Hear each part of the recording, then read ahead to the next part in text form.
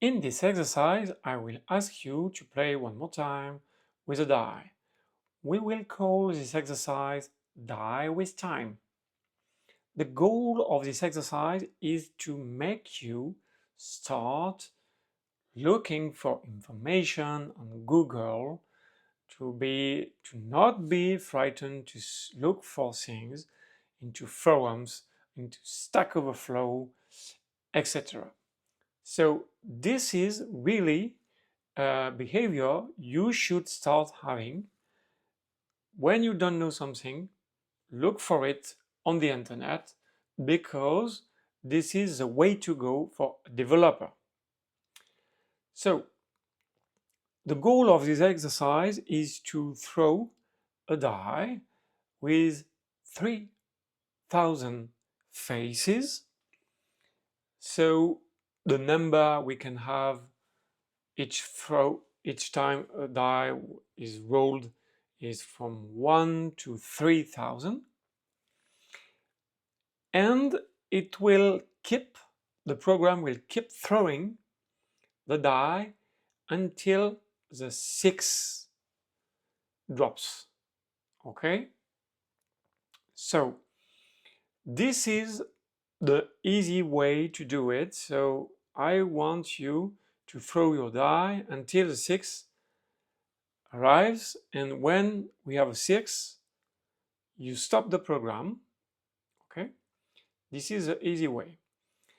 The, I would say, hardcore mode is we want same a die with 3,000 faces that will keep rolling until the 6 drops. But at the end, we also want these 2 lines it took, and we want there the number of milliseconds the program lasted. Okay, in other words, how many time did it take for our die to get a 6? And the second output we want is the number of time the die was thrown. Okay, so in this case, it took 3 milliseconds and the die was thrown 368 times before the 6 dropped. Okay, so you can hit pause button and I'm waiting for you for a solution. Here we go. So I'm declaring a variable of type int, calling it die. I'm writing inside it 0. I'm declaring 3 variables of type long because we want to put big numbers into those variables. First one will be start time, second one end time, third one total time, and one more variable of type long called count, and this one will help me to count the number of times the die is rolled. I'm initializing start time with a method you could find on internet easily, is current time millis. I believe it's returning you the number of milliseconds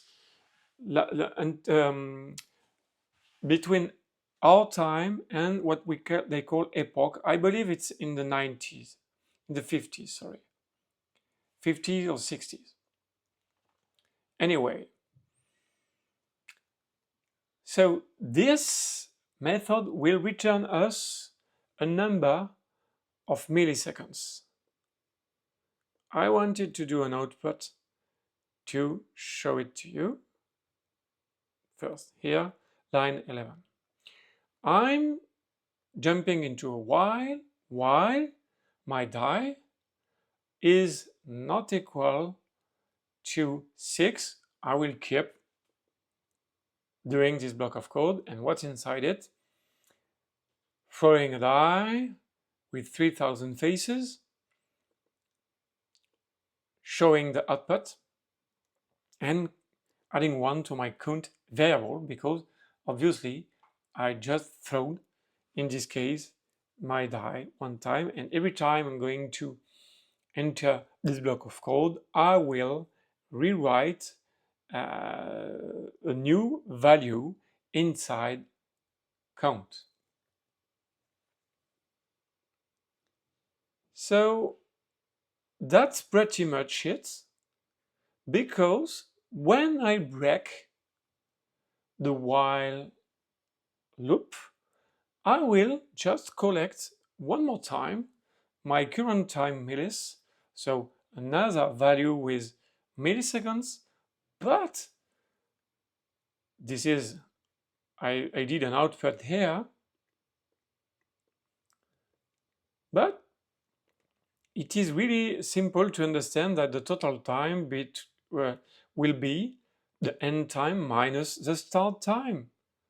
All right, start time was the number of milliseconds since epoch, and end time also, but between the two, some milliseconds happened, and I'm having the difference doing this short expression and time minus start time. So I'm simply doing an output of the total time. It took plus concatenation, the value of total time, concatenation again with another string, milliseconds, and the last line I'm doing an output saying die thrown plus the number of time my die was rolled, was thrown, with a value of count. And here we go.